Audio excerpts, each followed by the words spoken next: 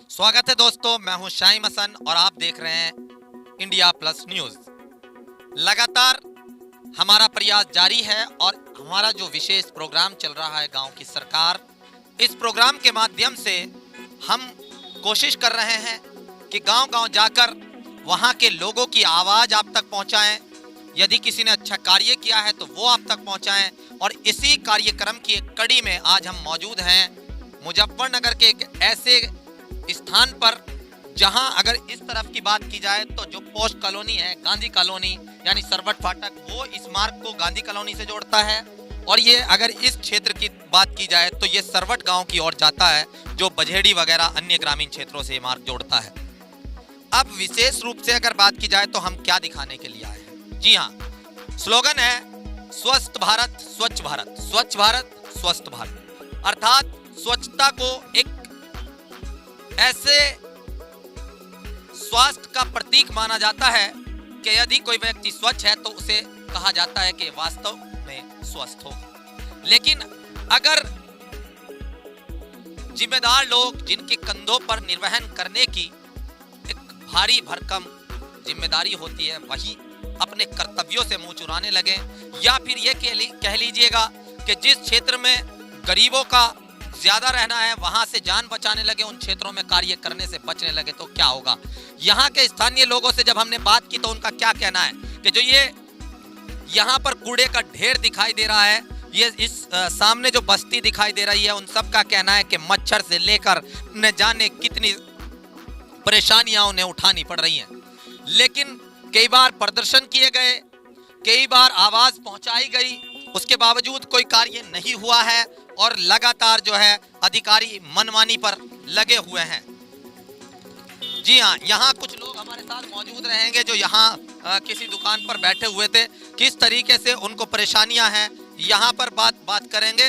और आइए हमारे साथ मौजूद हैं यहाँ स्थानीय ग्रामीण, इनसे बात कर लेते हैं। एक व्यक्ति यहाँ पर खड़े हुए हैं। सर, आपका नाम क्या है? मोहम्मद इस्लाम त्यागी। त्यागी जी, जो ये कूड़ा है, मैंने इस पर अपनी बात रख दिया क्योंकि मुझे लगा गलत है। इस तरीके से कहीं ना कहीं स्वास्थ्य के साथ खिलवाड़ हो रहा है।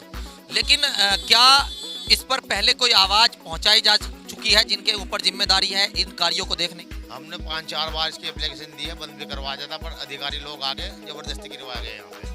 और हम इससे इतने परेशान हैं, हमारे सब बच्चे बीमार हैं। मस्जिद में जो आदमी नमाज पढ़ने जाते हैं उन सबको दिक्कत है, कूड़े सारे में पानी भर जाता है।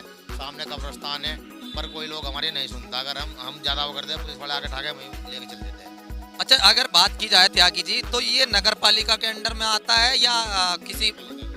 हाँ, नगर पालिका के। तो नगर पालिका की जो अध्यक्ष हैं उनसे आपने कहा होगा, यहाँ के सभासद कौन?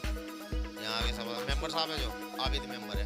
आबिद मेंबर। और प्रधान के क्षेत्र में भी आता है? नहीं, मेंबर ही के उसमें आता है। मेंबर ही के क्षेत्र में। तो उन्होंने कोई प्रयास किया? हमने उनके भी एप्लीकेशन दी थी, बंद करवाया, उन्होंने आगे गिरवा था कूड़ा है, यहाँ के अंडा कूड़ा यहीं गिरेगा। कितनी अजीब बात है कि जिसके कंधों पर जिम्मेदारी दी गई कि वो हमारे स्वास्थ्य का ख्याल रखेगा, हमारी ज़रूरतों को देखेगा, वही व्यक्ति आके जो है स्वास्थ्य के साथ खिलवाड़ करने का प्रयत्न करता है, यहाँ पर कूड़ा गिरवाता है। बड़ा गंभीर आरोप है। इंडिया प्लस न्यूज़ का जो प्रयास है वो यही प्रयास है कि सच्चाई सामने आए। और भी यहाँ पर कुछ लोग बैठे हुए हैं, चलिए इनसे भी बात कर लेते हैं। मनोरंजन में लगे हुए हैं। यहाँ तो सर टीवी देख रहे हैं आप, वहाँ पर मच्छर वगैरह भी लगते होंगे रात को? बिल्कुल लगे। तो मच्छर जब लगते होंगे तो नींद तो नहीं आती होगी? अच्छा, अगर बात की जाए कि इसको उठवाने के लिए तो जिला पंचायत का चुनाव भी सर पर है। ये गांव में भी शायद कहा जा रहा है कि जिला पंचायत में भी लगता है, वार्ड 10 में। तो अगर वार्ड 10 के जो कैंडिडेट आ रहे हैं उनसे ये बात कहें तो कैसा रहेगा? बढ़िया रहेगा भाई, उनसे कहा जाए। सुन लेंगे? क्यों नहीं सुनेंगे? जी हाँ, सीधे तौर पे बड़ी मासूम सी आवाज आ रही है कि अगर हम कहेंगे तो शायद सुनेंगे। लेकिन कौन सुनेगा?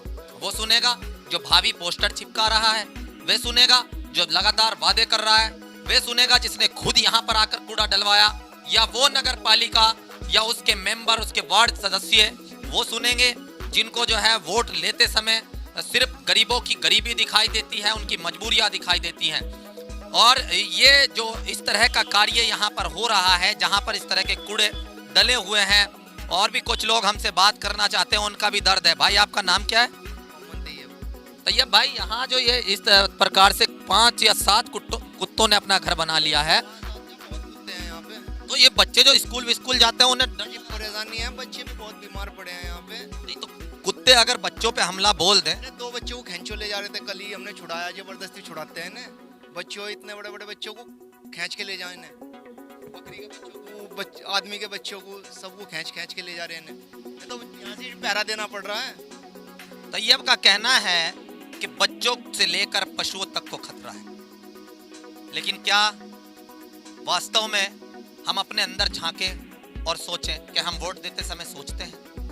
मीडिया से कह देना बड़ा आसान है, मीडिया पे आरोप लगा देना बड़ा आसान है कि मीडिया वाले सच्चाई नहीं दिखाते हैं, लेकिन आप लोग भी जिम्मेदार हैं। वो लोग जिनको आप वोट देते हैं, जाति के आधार पर वोट देते हैं, अपनी रिश्तेदारी के आधार पर वोट देते हैं, वोट देते समय सोचिएगा जरूर उन मच्छरों के बारे में, उन बच्चों के बारे में जिन पर कुत्ते हमला कर देते हैं, और इस कूड़े के ढेर के बारे में जरूर सोचिएगा। सवाल कीजिएगा अपने आप से कि क्या आप सच्चाई के साथ हैं, जात पात से ऊपर उठकर वोट कर रहे हैं, या सिर्फ जाति धर्म के नाम पर वोट कर रहे हैं। इसी तरह की खबर हमें अगर कहीं परेशानी है और मिलती है, हम पहुंचेंगे, और अगर किसी ने विकास अच्छा कार्य किया है तब भी पहुंचेंगे। इंडिया प्लस न्यूज की टीम का प्रयास है सच्चाई दिखाने के लिए तत्पर है। मैं शाइम हसन, कैमरामैन निखिल के साथ, India plus news, Muzaffarnagar. India plus news, सिर्फ वही जो सही।